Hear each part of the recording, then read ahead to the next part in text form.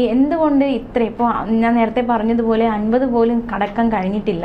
അപ്പോൾ LDF സർക്കാരിന് എന്തുകൊണ്ട് നല്ല ഭരണം കാഴ്ചവെച്ച് വളരെ അമിത വിശ്വാസത്തിലാണ്, ഇത്തിരി കുറഞ്ഞു പോയാലും ഞങ്ങൾ തന്നെ 3-ാം ഊഴം വരുമെന്ന വലിയൊരു ആത്മവിശ്വാസം ഉണ്ടായിരുന്നു. അതിന് ഏറ്റവും വലിയ കനത്ത പ്രഹരമാണ് ഈ ഒരു തിരഞ്ഞെടുപ്പ് ഫലം. അപ്പോൾ കുറച്ച് കാര്യങ്ങളൊക്കെ അവർക്ക് തിരിച്ചടിയായിട്ട് മാറിയിട്ടുണ്ട്. അതായത് ശരിക്കും ജനങ്ങളെ വെറുപ്പിച്ച കുറച്ച് കാര്യങ്ങളുണ്ട്.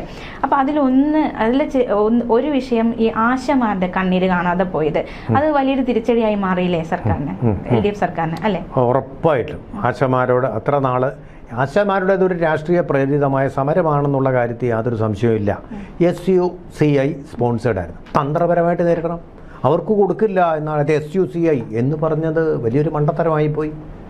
രാഷ്ട്രീയ ദാർഢ്യമല്ല ഗവൺമെൻറ് കാണിക്കേണ്ടത്. ഗവൺമെൻറ് ഉമ്മൻചാണ്ടി ഞാൻ കണ്ടതാണ്. വിദ്യാർത്ഥികൾ അവിടെ സമരം ചെയ്തു, അദ്ദേഹം അവിടെ ചെന്ന് കണ്ടു, സംസാരിച്ചു, പ്രശ്നം ഈസി ചെയ്തു. അത് വേണമായിരുന്നു. തന്ത്രപരമായിട്ട് നേരിടാൻ അറിയത്തില്ല, ധാർഷ്ട്യം. വീണ്ടും ആ വാക്ക് ആവർത്തിക്കുകയാണ് ഇവിടെ ധാർഷ്ട്യം. പിണറായി വിജയൻ തന്നെ കാണിച്ചു, നമ്മൾ പോയി പണി നോക്ക്, ഞങ്ങൾക്ക് തരില്ല എന്നൊരു പിടിവാശി. ഗവൺമെൻറ്റിന് അത് ഭൂഷണമല്ല, രാഷ്ട്രീയത്തിൽ അത് ഭൂഷണമായിരിക്കാം, ഗവൺമെൻറ്റിന് അത് ദൗർബല്യമാണ്. അതുപോലെ തന്നെ മറ്റൊരു വിഷയമാണ് ഈ ഉദ്യോഗാർത്ഥികളോടൊക്കെ കാണിച്ച ഒരു മുഖം തിരിക്കൽ. ഞാൻ തന്നെ പോയി കുറേ അധികം റിപ്പോർട്ട് ചെയ്തിട്ടുണ്ട്. ഈ നമ്മുടെ സെക്രട്ടേറിയറ്റിന് മുന്നിൽ നിന്നിട്ട് ഒരുപാട് ഉദ്യോഗാർത്ഥികൾ അവർ കരഞ്ഞുകൊണ്ട് പോകുന്നത് കാഴ്ച കണ്ടിട്ടുണ്ട്. അതായത് നാളെ കാലാവധി തീരെയാണ്, ഇത്രയും കാലം ഞങ്ങൾ പഠിച്ചതാണ്, ഞങ്ങൾക്കിനി അവസരമില്ല എന്ന് പറഞ്ഞ് കരഞ്ഞുകൊണ്ട് പോകുന്നവരെ ഞാൻ കണ്ടിട്ടുണ്ട്. അപ്പോൾ ഉദ്യോഗാർത്ഥികളോട് മുഖം തിരിച്ചത് വലിയൊരു തിരിച്ചടിയായിട്ട് സർക്കാരിന് മാറി ആണ്. വാസ്തവം പറഞ്ഞാൽ അവർ പറയുന്നതൊന്ന് കേൾക്കുന്നത് തന്നെ സൈക്കോളജിക്കലായിട്ട് ആ ഒരു ഹിയറിംഗ് തന്നെ, അവർ പറയുന്നത് ശ്രദ്ധിച്ചൊന്ന് കേൾക്കുക.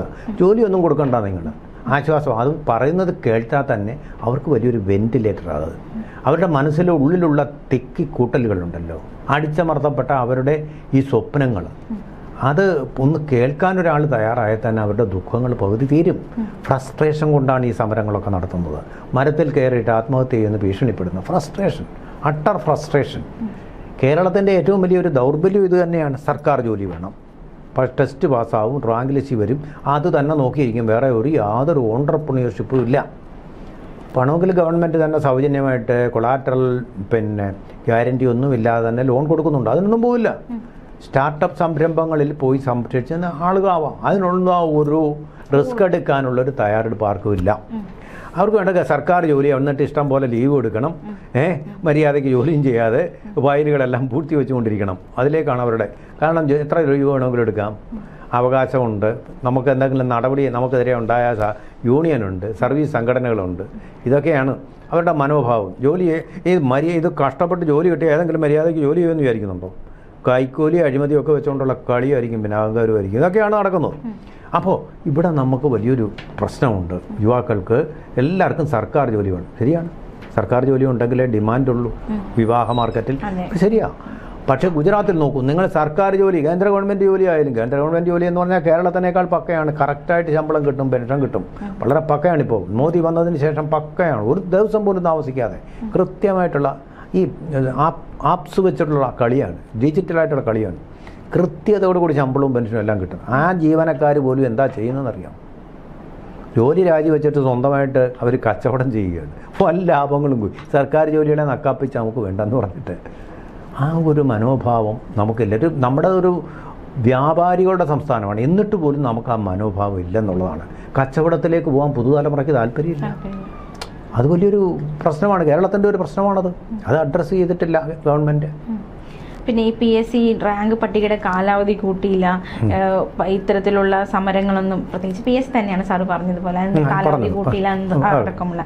അതുപോലെ തന്നെ വലിയൊരു തിരിച്ചടിയായൊരു കാര്യമാണ് രക്ഷാപ്രവർത്തനം എന്ന് പറഞ്ഞ് സമരം. ഇപ്പോൾ പിണറായി വിജയൻ പോലും ഒരുപാട് സമരം ചെയ്തിട്ടുണ്ട്, സമരം ചെയ്ത വ്യക്തിയാണ്. അപ്പോൾ അങ്ങനെയുള്ള വ്യക്തി മുഖ്യമന്ത്രി ആയപ്പോൾ അദ്ദേഹത്തിന് നേരെ സ്വാഭാവികമായിട്ടുള്ളൊരു സമരം ഉണ്ടാകും. ആ സമരത്തെ അടിച്ചമർത്താൻ കാണിച്ച മാർഗങ്ങൾ, അടിച്ച് ചുരുട്ടി കൂട്ടുന്ന കാഴ്ചകൾ നമുക്ക് മറക്കാൻ പറ്റില്ല. എന്നിട്ട് അതിനെ വിശേഷിപ്പിച്ചത്, ന്യായീകരിച്ചത് അത് രക്ഷാപ്രവർത്തനമായിരുന്നു എന്നാണ്. അതൊക്കെ വലിയ തിരിച്ചടിയായിട്ട് മാറി. ആ രക്ഷാപ്രവർത്തനമാണ് ഇപ്പോൾ ജനങ്ങൾ പിണറായിക്ക് നേരെ പ്രയോഗിച്ചിരിക്കുന്നത്. പൂച്ചട്ടി എടുത്ത് തലയ്ക്ക് ഒരു അടിയാണ് കൊടുത്തിരിക്കുന്നത്. ജനങ്ങളിപ്പോൾ പൂച്ചട്ടി എടുത്ത് തലയ്ക്ക് ഒരു അടി കൊടുത്താണ് ഈ ഇലക്ഷൻ റിസൾട്ടിൽ നമ്മൾ കാണുന്നത്. ഓക്കെ, അപ്പൊ ആ രക്ഷാപ്രവർത്തനം അതിന് തിരിച്ചടി കിട്ടിയിരിക്കുന്നു. അതുപോലെ തന്നെ ഈ പൂച്ചടിയുടെ അടിയേറ്റ ആള് വൻപിച്ച ഭൂരിപക്ഷം 40,000-ലധികം വോട്ടിന്റെ ഭൂരിപക്ഷത്തോടാണ് ആലപ്പുഴയിൽ നിന്ന് ജയിച്ചിരിക്കുന്നത്. അതും ഓർക്കണം. പിന്നെ നമ്മൾ എപ്പോഴും പറയാറുള്ളത് പോലെ തന്നെ ശബരിമല വിഷയം അവസാനമൊക്കെ വന്നപ്പോൾ ശബരിമല വിഷയം എനിക്ക് തോന്നുന്നു BJPക്കും ആ ശബരിമല വിഷയമാണ് ഈ മൂന്നിടത്തും കുറച്ചെങ്കിലും സഹായമായെന്ന് തോന്നുന്നു. അപ്പോൾ ശബരിമല വിഷയം വലിയൊരു തിരിച്ചടിയായിട്ട് സർക്കാർ. തീർച്ചയായിട്ടും അയ്യപ്പൻ അവിടെ സന്നിധാനത്തിരുന്നുകൊണ്ട് പിണറായി വിജയൻ്റെ അദ്ദേഹത്തിൻ്റെ പാർട്ടിയുടെയും തലയ്ക്ക് ഏൽപ്പിച്ച ഒരു അടി കൂടി ഒരു ആഘാതം കൂടിയാണിത്. അതൊരു വൈകാരിക പ്രശ്നമായിട്ട് വന്നിട്ടുണ്ട്. അത് വളരെ തീർച്ചയായിട്ടും നമ്മൾ അന്നൊക്കെ പറഞ്ഞിരുന്ന കേട്ടതുമായൊരു കാര്യം, അയ്യപ്പൻ്റെ നേരെ ആര് കളിച്ചാലും അവരെ Ayyappan it will take time but he will revenge or avenge for it എന്ന് പറയാറുണ്ട്. ശബരിമല പണ്ട് 1957 ആദ്യ ഗവൺമെൻറ് വരുന്നതിന് മുമ്പ് ഒരു തീവെപ്പ് കേസുണ്ടായിരുന്നു. ആ തീവെപ്പ് കേസിലെ ആ അന്വേഷണം നടത്തി KP കേശവമേനോൻ എന്ന് പറയുന്ന DIGയുടെ നേതൃത്വത്തിൽ, അല്ല ഏതോ പിന്നെ അസിസ്റ്റൻറ്റ് ഡയറക്ടർ ജനറൽ ഓഫ് പോലീസാണോ എനിക്ക് സംശയമുണ്ട്, നമ്മുടെ പ്രേക്ഷകർ തിരുത്തിക്കോളും, അവർക്ക് എന്നെക്കാളിലും വിവരമുണ്ട്. ആ റിപ്പോർട്ട് ഇന്ന് വരെ ഈ അപ് ടു ഡേറ്റ് ഒരൊറ്റ ഗവൺമെൻറ് പുറത്തു വിട്ടിട്ടില്ല. വാസ്തവത്തിൽ 1957 ഗവൺമെൻറ്, അന്ന് പാർട്ടി സെക്രട്ടറി MN ഗോവിന്ദൻ നായരായിരുന്നു. അദ്ദേഹത്തിൻ്റെ ഒരു വാഗ്ദാനം, ഞങ്ങൾ ഈ റിപ്പോർട്ട് പുറത്തു കൊണ്ടുവരും. അങ്ങനെ കൂടിയാണ് അവർ അധികാരത്തിൽ വന്നത്. പിന്നെ അവരത് നോക്കിയിട്ടില്ല. പിന്നെ അടുത്ത ഗവൺമെൻറ് വന്നു, ഈ ഗവൺമെൻറ്റിനെ പിരിച്ചുവിട്ടു. അതും അയ്യപ്പൻ്റെ ഒരു ശാപമായിട്ട് നമുക്ക് കണക്കാക്കാം. പിന്നെ വന്നത് അധികാരത്തിൽ വന്നത് കോൺഗ്രസിൻ്റെ നേതൃത്വത്തിലുള്ള ഗവൺമെൻറ്റാണ് പിന്നെ അധികാരത്തിൽ വന്നത്. എന്ന് പറഞ്ഞതുപോലെ അയ്യപ്പൻ്റെ ഒരുപാട് വഞ്ചന ഇവർ ചെയ്തിരിക്കുന്നു. SIT എന്ന് പറയുന്നത് അവരുടെ ഗവൺമെൻറ്റിൻ്റെ ഒരു ഉപകരണമായിട്ട് ഉപയോഗിച്ച് കോടതിയെ വഞ്ചിച്ചു, അയ്യപ്പനെ വഞ്ചിച്ചു, സ്വർണം കൊള്ള ചെയ്തു. ഇവരുടെ പാർട്ടിക്കാരാണ്. ഇവരുടെ ദേവസ്വം മന്ത്രിയെ ജനങ്ങൾ കടകംപള്ളിയെ കഴക്കൂട്ടത്തിട്ട് തോൽപ്പിച്ചു, അദ്ദേഹത്തിൻ്റെ കോട്ടയിലിട്ട് തോൽപ്പിച്ചു. മനസ്സിലായോ? അദ്ദേഹത്തിൻ്റെ പൊന്നാപുരം കോട്ടയിലിട്ട് തോൽപ്പിച്ചു. നിസാരമാണോ? VN വാസവനെ അദ്ദേഹത്തിൻ്റെ പൊന്നാപുരം കോട്ട അല്ലെങ്കിൽ അദ്ദേഹത്തിൻ്റെ ബേക്കൽ കോട്ടയായിട്ടുള്ള ഏറ്റുമാനൂരിലിട്ട് തോൽപ്പിച്ചു. മനസ്സിലായോ? മുഖ്യമന്ത്രിയെ തോൽപ്പിക്കാതെ തോൽപ്പിച്ചു. ഇദ്ദേഹത്തിന് നിയമസഭയെ അഭിമുഖീകരിക്കാൻ പറ്റാത്ത വിധത്തിലുള്ള നാണം കെട്ട ഒരു തോൽവി കൊടുത്തു. ദൈവവിശ്വാസിയായി പോവും ആരും ഈ തെരഞ്ഞെടുപ്പിൻ്റെ ഫലം കണ്ടു കഴിയുമ്പോൾ. ദൈവമേ. പ്രത്യേകിച്ച് LDF സർക്കാരിനെ സംബന്ധിച്ച് എപ്പോഴും ഒരുപാട് പ്രശ്നങ്ങളിൽ പ്രധാനപ്പെട്ട പ്രശ്നം ശബരിമല തന്നെയാണ്. അത് യുവതീ പ്രവേശനം മുതൽ തുടങ്ങുകയാണ്. യുവതീ പ്രവേശനം, സ്വർണ്ണക്കൊള്ള കേസ്. ഇപ്പോൾ യുവതീ പ്രവേശന പ്രശ്നം വന്നപ്പോൾ പോലും ജനങ്ങൾ കൈവിട്ടിട്ടില്ലായിരുന്നു. പക്ഷേ ഈ സ്വർണ്ണക്കൊള്ള വന്നപ്പോഴേക്കും കാര്യങ്ങൾ കയ്യിൽ നിന്ന് പോകുന്ന സാഹചര്യം ഉണ്ടായി, അല്ലേ? സ്വർണ്ണക്കൊള്ള എന്ന് പറയുന്നത് വലിയൊരു കൊള്ള തന്നെയായിരുന്നു. അത് ആ കൊള്ള തിരിച്ചടി ഇപ്പോൾ കിട്ടിയിരിക്കുന്നു. കൊള്ള കൊടുക്കലുകൾ നമ്മൾ പറയാം. കൊള്ള ചെയ്താൽ കൊടുക്കലും ഉണ്ട്. ആ കൊടുക്കലാണിപ്പോൾ ഒരു പക്ഷേ ദൈവവും ജനങ്ങളും കൂടി ഇപ്പോൾ പിണറായിക്ക് അദ്ദേഹത്തിൻ്റെ പാർട്ടിക്കും കൊടുത്തിരിക്കുന്നത്. ഇവിടെ നിന്ന് ഉയരാനാവാത്ത ഒരു തകർച്ചയാണ്. ഇതിൻ്റെ ഒരു ചരിത്രപരമായ പ്രാധാന്യം നമ്മൾ ഈ പറയുന്ന തമാശകൾക്കപ്പുറം ഇനി അവർക്ക് ഉയർത്തെണീക്കാൻ പറ്റുകയില്ലാത്ത ഒരവസ്ഥയിലേക്കാണ് പോയിരിക്കുന്നത്. കാരണം ഇപ്പോൾ ഇന്ത്യയിൽ എങ്ങും അവരുടെ ഭരണമില്ല. ഇന്ത്യയിൽ നിന്ന് 2 മാകൾ മായ്ക്കപ്പെട്ട് കഴിഞ്ഞിരിക്കുന്നു. ഒന്ന് മമത, രണ്ടാമത് മാർക്സിസം, അതിൻ്റെ പാർട്ടി എന്നുള്ളതാണ് അവസ്ഥ.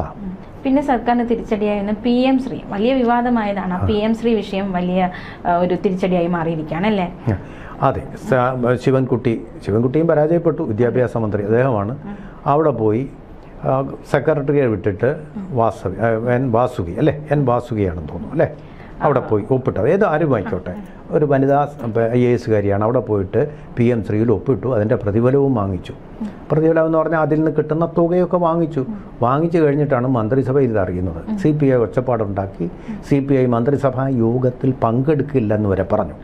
അങ്ങനൊരു ക്രൈസിസ് ഉണ്ടാക്കിയപ്പോഴാണ് അതിൽ നിന്ന് പിന്മാറാനൊരു കത്ത് കൊടുക്കുന്നത്.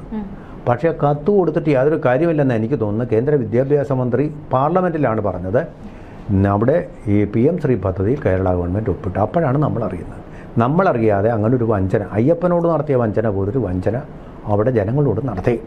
അതിൻ്റെ ഒരു തിരിച്ചടിയും കൂടെ ആണെന്ന് പറയുന്നതിൽ വലിയ മടുത്തു. മൊത്തത്തിൽ ഇതെല്ലാം കൂടി ഈ കള്ളത്തരങ്ങൾ കുറച്ചൊക്കെ ജനങ്ങൾ ക്ഷമിക്കും. പക്ഷേ ഈ വൻതോതിലുള്ള കള്ളത്തരങ്ങൾ കണ്ടിട്ട് ഇതെന്ന് പറഞ്ഞാൽ എന്താ പറയുന്നത്, ഇതൊരു മസീവായിട്ടുള്ള ഒരു തരം കൊള്ളയാണ്. തീവട്ടിക്കൊള്ള എന്നാണ് ഇതിന് അച്യുതാനന്ദൻ പറയുമായിരുന്ന പേര്. അത്തരം ഒരു കൊള്ള, തീവട്ടിക്കൊള്ള, പകൽ കൊള്ള നടക്കുമ്പോൾ അത് സഹിക്കാൻ മേല തീർച്ചയായിട്ടും വലിയൊരു വികാരമായിരുന്നു ശബരിമലയിലെ കൊള്ള. അതിൽ എല്ലാവരും ഓരോരുത്തരായിട്ട് ജാമ്യത്തിൽ ഇറങ്ങിപ്പോയതും ജനങ്ങൾ നിസ്സഹായമായി നിൽക്കുക. ആ നിസ്സഹായതയുടെ ഒരു തിരിച്ചടി കൂടിയാണ് ഈ തെരഞ്ഞെടുപ്പിൽ പ്രതിഫലിച്ചത്. പിന്നെ ഈ സർക്കാരിന് ഏറ്റവും വലിയ തിരിച്ചടിയായ മറ്റൊരു മേഖലയാണ് ആരോഗ്യ മേഖല. നമുക്കറിയാം സിസ്റ്റം അവസാനം വന്നപ്പോൾ ഒരുപാട് സംഭവങ്ങൾ ഇപ്പോൾ ഈ ഓപ്പറേഷൻ ചെയ്യുന്ന സമയത്ത് ഓരോന്നും മറന്നു വെച്ച് തുന്നിക്കെട്ടുന്നു, അങ്ങനെ ഒരുപാട് സംഭവങ്ങളുണ്ടായി. ആരോഗ്യ മേഖല വെന്റിലേറ്ററിലായിപ്പോയി അവസാനമൊക്കെ വന്നപ്പോൾ അതും വലിയ തിരിച്ചടിയായി. പ്രത്യേകിച്ച് വീണ ജോർജൊക്കെ ഒരു കനത്ത പരാജയമാണ് അവിടെ ഏറ്റുവാങ്ങിയിരിക്കുന്നത്. അപ്പോൾ ആരോഗ്യ മേഖലയും വലിയൊരു തിരിച്ചടിയായിട്ട് മാറിയിരിക്കുകയാണ്. കേരളം നമ്പർ 1 എന്നൊക്കെ പറഞ്ഞ് തള്ളിക്കൊണ്ടിരുന്ന വീണ ജോർജ് അവിടെ വീണ് കഴിഞ്ഞിരിക്കുന്നു. ഇനിയെങ്കിലും ഒരു സത്യം പറയാം, നമ്മൾ ഈ പറയുന്ന ആ ഓപ്പറേഷൻ്റെ ഇടയിൽ നടക്കുന്ന അതിനപ്പുറമുള്ള കാര്യങ്ങളുണ്ട് ആരോഗ്യ മേഖലയിൽ. നിങ്ങൾ നോക്കൂ, മെഡിക്കൽ കോളേജിലേക്ക് ഒന്ന് പോയി നോക്കൂ. കാഷ്വാലിറ്റിക്കിപ്പുറം അതിലെ പൈസ ഇല്ലാത്തവർക്ക് മുറികൾ കൊടുക്കാനുണ്ടോ, ബെഡ് കൊടുക്കാനുണ്ടോ? പാവപ്പെട്ട രോഗികൾ ആ വരാന്തയിൽ എലികളുടെയും പാമ്പിൻ്റെയും ഒരു പക്ഷേ കടിയേറ്റുകൊണ്ട് കിടക്കുക. പാമ്പിൻ്റെ കടിയേറ്റ് ചികിത്സയ്ക്ക് വന്നതല്ല, ചികിത്സയ്ക്ക് വന്നപ്പോൾ പാമ്പിൻ്റെ കടിയേക്കുന്നു, ചികിത്സയ്ക്ക് വന്നപ്പോൾ എലിയുടെ കടിയേക്കുന്നു. എത്ര കുട്ടികൾ, പണമില്ലാത്ത കുട്ടികൾ, പണമുള്ളവർ പിന്നെ സ്വകാര്യ ആശുപത്രികളിൽ പോയി ചികിത്സ തേടും. ഇവിടെ നിലത്ത് കിടന്നഴയുകയാണ്.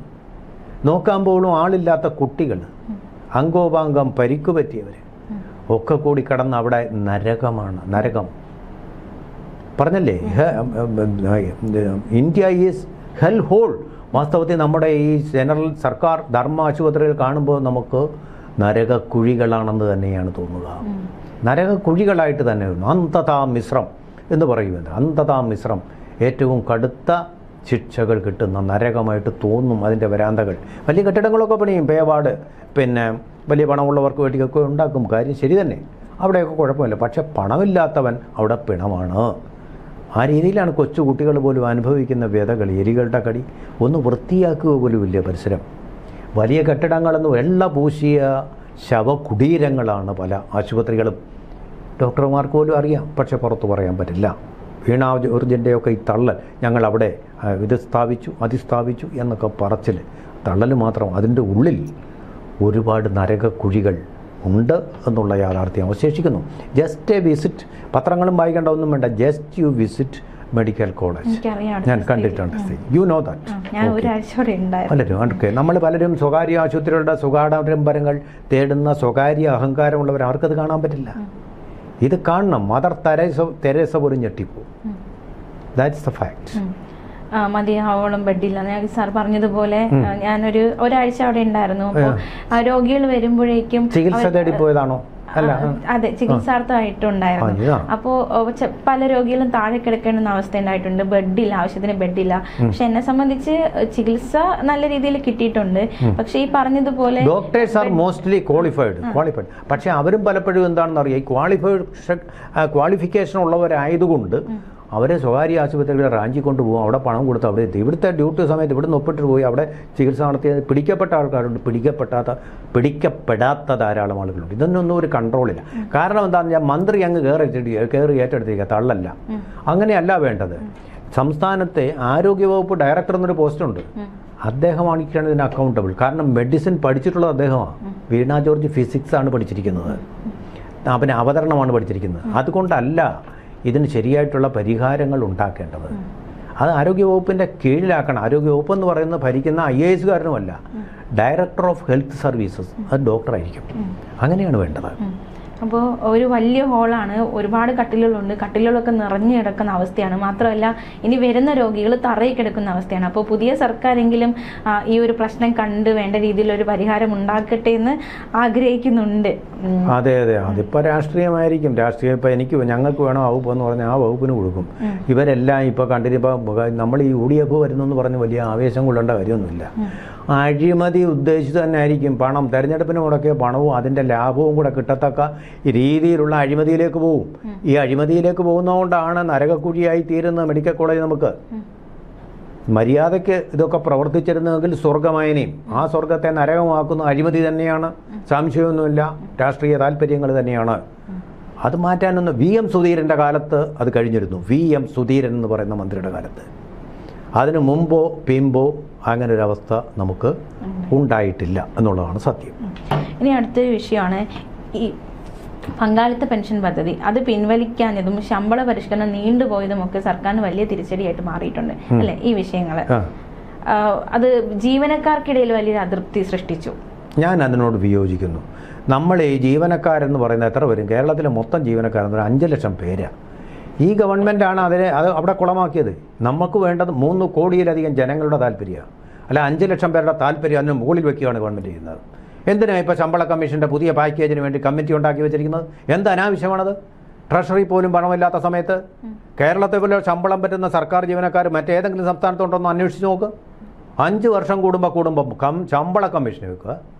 എന്ത് സേവന സംസ്ഥാനത്തിന് വേണ്ടി ചെയ്യുന്ന കുന്തമാണ് ചെയ്യുന്നത്. മനസ്സിലായില്ലേ?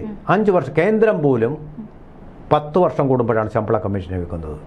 നമ്മുടെ റവന്യൂവിൻ്റെ നമ്മളൊക്കെ കൊടുക്കുന്ന നികുതിയുടെ ഭൂരിപക്ഷവും കവർന്നെടുക്കുന്നത് സർക്കാർ ജീവനക്കാരാണ്.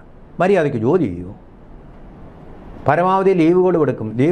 ജോലി അല്ലാതെ വരുന്ന ഡ്യൂട്ടി ദിവസങ്ങൾ ജോലി ചെയ്യൂ. കല്യാണം, പാലുകാച്ച്, ഇതെല്ലാം എന്ന് പറയുന്നത് എപ്പോഴാണ് വെക്കുന്നത്? ഡ്യൂട്ടി സമയത്ത്.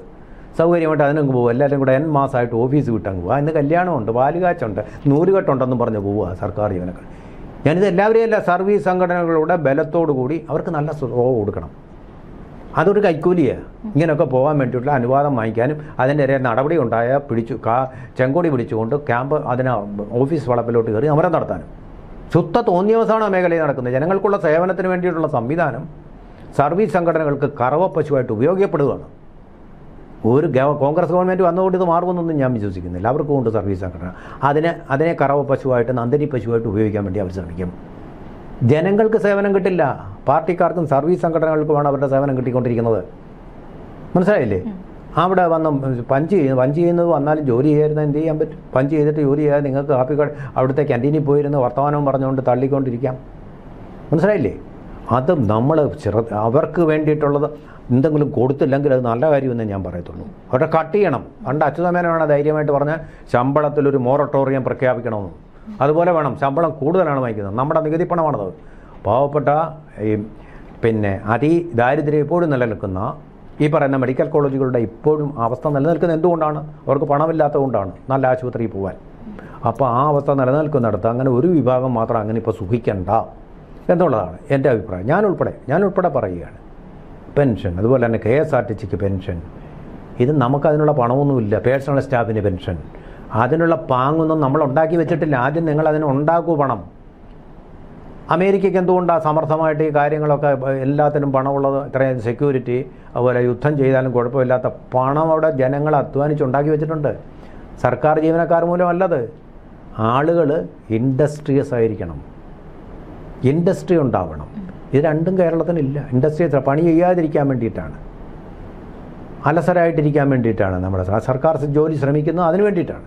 പണിയൊന്നും ചെയ്തില്ലെങ്കിൽ ശമ്പളം ഇങ്ങ് പോകുന്നു. എൻ്റെ കൂടെ ഇമ്പോഴും വായിക്കും. ഞാൻ എന്നെ കൂടി വിമർശിച്ചുകൊണ്ട് പറയുകയാണ്. ഞാൻ ഉൾപ്പെടെയുള്ള സമൂഹത്തിൻ്റെ, ഞാനൊരു ഗവൺമെൻറ് ജീവനക്കാരാണ്. അതുകൊണ്ട് ഞാൻ ഉൾപ്പെടെ എന്നെ തന്നെ വിമർശിക്കുകയാണ്. നമ്മൾ മാത്രം സൂചിച്ചാൽ മതിയോ? പാവപ്പെട്ട ആളുകളുടെ കാര്യം നമ്മൾ കാണണ്ടേ? അതിന് വേണ്ടിയിട്ടല്ലേ നമ്മളെ നിയമിച്ചിരിക്കുന്നത്? ആ ചോദ്യം നമ്മളോട് തന്നെ ചോദിക്കുക. സർവീസ് സംഘടനകളോട് ചോദിച്ചാൽ അവർ വേറെ മറുപടി പറയും. അതുണ്ടാവണം. പിന്നെ ഈ ഉന്നത ഉദ്യോഗസ്ഥരുടെ ഇടയിലുണ്ടായ കലഹം ഇപ്പോൾ ഈ അവസാനമൊക്കെ ഈ അശോകക്ക് വലിയ രീതിയിൽ സർക്കാരും പൂർണ്ണ പരാജയമായിരുന്നു എന്നൊക്കെ പറഞ്ഞു. അപ്പോൾ ഈ ഉന്നത ഉദ്യോഗസ്ഥരുടെ ഇടയിലെ കലഹവും സർക്കാരിന് വലിയ ഒരു തിരിച്ചടിയായിട്ട് മാറി. ഉന്നത ഉദ്യോഗസ്ഥരുടെ ഇടയിൽ നമ്മൾ അടുത്തറിയുമ്പോൾ എനിക്ക് മനസ്സിലാകുന്നു, ഈ ഉന്നത ജീവനക്കാരെന്ന് വിളിക്കുന്ന ഒരു കാര്യമില്ല. ഉന്നത ജീവനക്കാരെന്ന് പറഞ്ഞാൽ ശരിക്കും പറഞ്ഞാൽ നമ്മുടെ ഈ ഓഫീസിലുള്ള ക്ലാർക്കുമാർ അങ്ങോട്ടും ഇങ്ങോട്ടും അതുപോലെ അങ്ങോട്ടും ഇങ്ങോട്ടും പാര വെച്ചുകൊണ്ടിരിക്കുന്ന ഒരു വിഭാഗം. നമ്മളിത് കണ്ടുകൊണ്ട് ഫോട്ടോയും കണ്ട് അവരുടെ പേരും കണ്ട് മഹാന്മാരാന്ന് വരും. എല്ലാ വൃത്തികളുടെയും കൂത്തരങ്ങാണ്. പാര വയ്ക്കുന്നതിലും മോശമല്ല. അങ്ങോട്ടും ഇങ്ങോട്ടും പാര വയ്ക്കുക, അത് ചീത്ത വിളിക്കുക, എന്തെല്ലാം തറ പരിപാടികളാണ് അവരുടെ കയ്യിലുള്ളതെന്ന് പറയും. IAS എന്നും പറഞ്ഞിട്ട് ഒരു നല്ല സംസ്കാരചിത്തരായിരിക്കും. വൃത്തികെട്ട എല്ലാ പരിപാടികളും ഉണ്ട്. ഈ രാഹുൽ മാങ്കൂട്ടത്തിൻ്റെ പരിപാടി ഉൾപ്പെടെയുള്ള പരിപാടികൾ നടത്തുന്ന IAS ഉദ്യോഗസ്ഥന്മാരുണ്ട്. എനിക്കറിയാൻ നേരിട്ട്. വലിയ ഉന്നത സ്ഥാനങ്ങളിൽ ഇപ്പോൾ കയറിയിരിപ്പുണ്ട്. അവരെപ്പറ്റി ആ പീഡനം അനുഭവിച്ച സ്ത്രീകൾ എന്തെങ്കിലും പറഞ്ഞു കഴിഞ്ഞാൽ ഉണ്ടല്ലോ, നാറും അവരുടെ കുടുംബം ഉൾപ്പെടെ. ശിവശങ്കർ കുറച്ചൊക്കെ ഹംബ്ലായിട്ടല്ല, അതുപോലെ ശിവശങ്കരന്മാർ ഒരുപാടുണ്ട്. അതുപോലെ തന്നെയുണ്ട് ധാരാളമായിട്ട് രാഹുൽ മാങ്കൂട്ടത്തിന്മാരും അവർക്കിടയിലുണ്ട്. ഇപ്പോൾ നല്ല മാന്യം, എന്നെ കണ്ടാലറിയോ കിണ്ണം കെട്ടാലെന്ന് പറഞ്ഞ് നടക്കുന്ന മാന്യന്മാരുണ്ട്. അപ്പോൾ അതൊന്നും പറയുകയല്ല നമ്മുടെ ഇപ്പം. ഓക്കെ. അടുത്തത് പിന്നെ ഈ നമുക്ക് MR അജിത് കുമാറിനെ പോലെയുള്ള സർക്കാരിന് വേണ്ടപ്പെട്ടവരെ സംരക്ഷിച്ചത്, അതുപോലെ തന്നെ യോഗേഷ് ഗുപ്തയെ പോലുള്ളവരെ വേട്ടയാടിയത്, അങ്ങനെ ഒരുപാട് ഘടകങ്ങൾ അതിങ്ങനെ അങ്ങോട്ടും ഇങ്ങോട്ടും പാര വയ്ക്കുന്നതാണെന്നേ. ഇതൊക്കെ ചുമ്മാ പത്രങ്ങൾക്ക് ചോർത്തി കൊടുക്കുന്ന കള്ളന്മാരായിട്ടുള്ള ഉദ്യോഗസ്ഥന്മാരുണ്ട്. ഈ ഫയൽ എങ്ങനെയാ പത്രങ്ങൾക്ക് എക്സ്ക്ലൂസീവ് കിട്ടുന്നത്? അവിടെ ഇരിക്കുന്ന ഉദ്യോഗസ്ഥന്മാർ ചോർത്തി കൊടുക്കുന്നതാണ്, കോപ്പി എടുത്തുകൊണ്ട്. അധികാരത്തിൻ്റെ ദുർവിനിയോഗം ചെയ്യാൻ പാടില്ലാത്തതാണ്. ഒഫീഷ്യൽ സീക്രട്സ് ഇങ്ങനെ പുറത്ത് പറയാൻ പാടില്ലാത്തതാണ്. മനസ്സിലായില്ലേ? അതൊക്കെ സീക്രട്സ്. പക്ഷേ good journalism bad professionalism but good journalism എന്നേ പറയാനുള്ളൂ. അത് വാട്ടർ ഗേറ്റ് സ്കാൻഡലിലും അത് തന്നെ ചോർത്തി കൊടുത്തതാ. അല്ലാതെ എങ്ങനെ പിന്നെ മാന്ത്രിക കണ്ണുകളുണ്ടാവും പത്രക്കാർക്കില്ല, ചോർത്തി കൊടുക്കുന്നു. പിന്നെ മറ്റാരുണ്ട് പിണറായി അല്ലാതെ ആ ഒരു ടാഗ് ധാർഷ്ട്യം. That's good, good. അത് വളരെ പ്രസക്തമായ ചോദ്യം. LDF എല്ലാം മറ്റാര് ചോദിക്കാൻ? നിങ്ങൾ ആദ്യത്തെ മുദ്രാവാക്യങ്ങളായിരുന്നു പിന്നെ LDF വരും, എല്ലാം ശരിയാകും. ശരിയായില്ലെങ്കിലും അത് ശരിയായിട്ടൊരു മുദ്രാവാക്യമാണ്. അതിൽ വിനയമുണ്ട്, ഒരു ആശ്വാസമുണ്ട്, സഹാനുഭൂതിയുണ്ട്. ഇത് വന്ന് LDF അല്ല മറ്റാര്, ഞങ്ങളല്ലാതെ മറ്റാര്? മറ്റാരായി ചോദിക്കാൻ? നമുക്ക് അട്ടിപ്പേറായിട്ട് കേരളം അങ്ങ് ഏറ്റെടുത്തു. അതാണ് സംഭവിച്ചത്.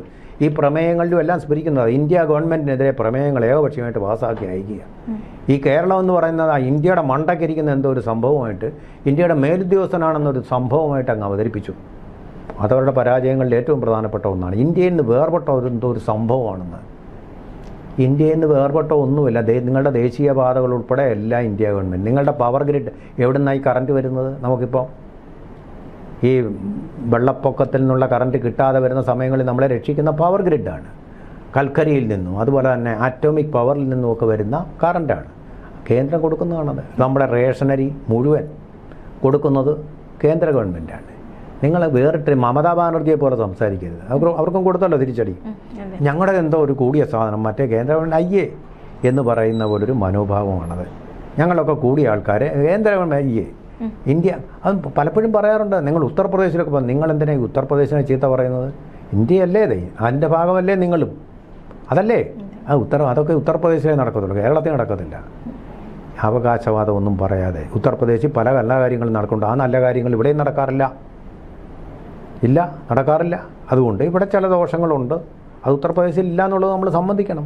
അങ്ങനെ താരതമ്യം ചെയ്തിട്ട് അവരെല്ലാം കുറഞ്ഞ ആൾക്കാർ, നമ്മൾ കൂടിയ ആൾക്കാരെന്നുള്ള വർത്തമാനം, ആ ഒരു ശൈലി നല്ലതല്ല. ഇന്ത്യ ഗവൺമെൻറ്റിൻ്റെ ഭാഗമായിട്ട് നിൽക്കുന്നു നമ്മൾ. അതല്ലാതെ ദേശീയതയില്ലാതെ നമുക്ക് ഒരു സംസ്ഥാനമായിട്ട് നിലനിൽക്കാൻ പറ്റുമോ? ഒരിക്കലും പറ്റില്ല. അത് നമ്മൾ മനസ്സിലാക്കണം. അതിനെക്കുറിച്ച് ബോധ്യങ്ങൾ ഉണ്ടാവണം. ഇനി വരുന്ന ഗവൺമെൻറ് ആയാലും ഏതായാലും. കട്ടിങ് ദ സൗത്ത് നമ്മളെല്ലാം കൂടെ ചേർന്ന് കൂടിയ സംസ്ഥാനങ്ങളാണ്. അവിടെ മറ്റേതെല്ലാം അങ്ങ് നിരക്ഷര കുട്ടികളായ ആൾക്കാർ. അങ്ങനൊന്നും വിചാരിക്കരുത്. അടിയന്തരാവസ്ഥയ്ക്കെതിരെ പ്രതികരിച്ചത് കേരളമല്ല, ഉത്തരേന്ത്യയാണ്. കൗബെൽറ്റ്, ഹിന്ദി സംസ്ഥാനങ്ങൾ. ഓർമ്മകൾ ഉണ്ടാവണം. അതുപോലെ തന്നെ മെസ്സി എവിടെ? അതിപ്പോഴും ഉത്തരം കിട്ടാത്ത ചോദ്യമാണ്. മെസ്സിയെ കൊണ്ടുവരാമെന്ന് പറഞ്ഞ് പറ്റിച്ചു. അതൊരു ചാനൽ ചെയ്ത പരിപാടിയാണ്. അവിടെ കഴിവില്ലാത്ത ഒരു മന്ത്രി, ഒരു പൊട്ടം മന്ത്രി, ഇന്ന് ദയവായിട്ട് എന്നെ അനുവദിക്കണം പറയാൻ. ഒരു പൊട്ടം മന്ത്രി കാണിച്ച് ഗവൺമെൻറ്റിനെ കൂടെ നാറ്റിച്ച ഒരു സംഭവം. അയാളും തോറ്റെന്ന് തോന്നുന്നു അല്ലേ? അയാളും തോറ്റെന്ന് തോക്കണം. അതെ, മെസ്സി അല്ല പരാജയപ്പെട്ട. എന്നിട്ട് മെസ്സിയെ ചീത്ത വിളിച്ചു, അർജന്റീനയെ ചീത്ത വിളിച്ചു, മുഴുവൻ ചീത്ത വിളിച്ചിട്ട് നമുക്ക് വേണ്ടത് മെസ്സി. നിങ്ങൾ ഒരു മന്ത്രി പറഞ്ഞാൽ മെസ്സിയെ ഇവിടെ കൊണ്ടുവരുമെന്ന് പറഞ്ഞാൽ നടപ്പാക്കണം. അതിനുള്ള ഇച്ഛാശക്തി ഉണ്ടാവണം. നോക്കൂ, അമിത്ഷാ നെക്സലിസം തീർക്കുമെന്ന് പറഞ്ഞു, തീർത്തു. അതാണ് വേണ്ടത്. ബംഗാൾ ഞങ്ങൾ പിടിക്കുമെന്ന് പറഞ്ഞു, തീർത്തു. ഇയാൾ ചുമ്മാ മെസ്സിയെ വരുത്താൻ കഴിയില്ല. റിപ്പോർട്ടർ ചാനൽ പറ്റിയ ആൾ കള്ളന് കഞ്ഞി മേടിച്ചു കൊടുത്തു എന്ന് പറയുന്ന പോലെ. റിപ്പോർട്ടർ ചാനലിന് തന്നെ ശരിയായിട്ട് രജിസ്ട്രേഷനൊന്നും ഇല്ലാത്ത തടിവെട്ടുകാരൻ, അവൻ്റെ ഒരു രാഷ്ട്രീയ ക്ലൗട്ട് കിട്ടാൻ വേണ്ടി ഉണ്ടാക്കിയ ഒരു ചാനലാണ്. ഒരു തടിവെട്ടുകാരൻ, പേരൊന്നും ഞാൻ പറയുന്നില്ല. രാഷ്ട്രീയമായിട്ട് കുറച്ച് സ്വാധീനം ഉണ്ടാക്കാൻ ഇവർക്ക് ചാനൽ വേണം.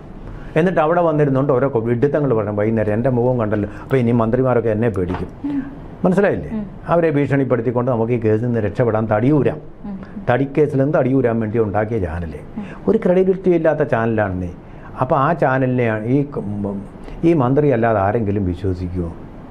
എന്നിട്ട് നേരെ അങ്ങ് അനൗൺസ്മെൻറ്റ്, മെസ്സി ഇപ്പോൾ വരാൻ പോകുന്നു. ഇയാൾ എന്തോന്നും മണ്ടത്തരമായി പറഞ്ഞ്. ഇതുപോലുള്ള മണ്ടന്മാർ മന്ത്രിയാവുന്നില്ലല്ലോ, ഇനി അടുത്ത നിയമസഭയിലും കാണില്ലല്ലോ. വളരെ ആശ്വാസം. ജനങ്ങൾ ബുദ്ധിമാന്മാരാണ്. ജനങ്ങൾക്ക് ഒരു പ്രാഥമിക ചില വാഗ്ദാനങ്ങൾ നടപ്പിലാക്കണ്ടേ, അതൊരു ഉത്തരവാദിത്തം പാലിക്കേണ്ടതായിരുന്നു. അപ്പോൾ ഈ സർക്കാരിന് തിരിച്ചടിയായ ഒരുപാട് ഘടകങ്ങൾ ചിലതാണ് നമ്മളിപ്പോൾ പരിശോധിച്ചത്. അപ്പോൾ ഇതൊക്കെ വലിയ തിരിച്ചടിയായി മാറി. ഇനി എന്തായാലും ഇനി അവർ സ്വയം ആത്മപരിശോധന നടത്തും, എവിടെയാണ് പരാജയപ്പെട്ടത് എന്നതൊക്കെ പരിശോധിക്കുമെന്ന് പറയുന്നുണ്ട്. അപ്പോൾ അത് പരിശോധിച്ച ശേഷം എന്താണ് ഇനി CPM-ന്റെ ഭാഗത്തുനിന്നുണ്ടാകുന്ന ഒരു പ്രതികരണം എന്നൊക്കെ വരും ദിവസങ്ങൾ അറിയാൻ സാധിക്കും. തീർച്ചയായിട്ടും നമുക്ക് കാണാം.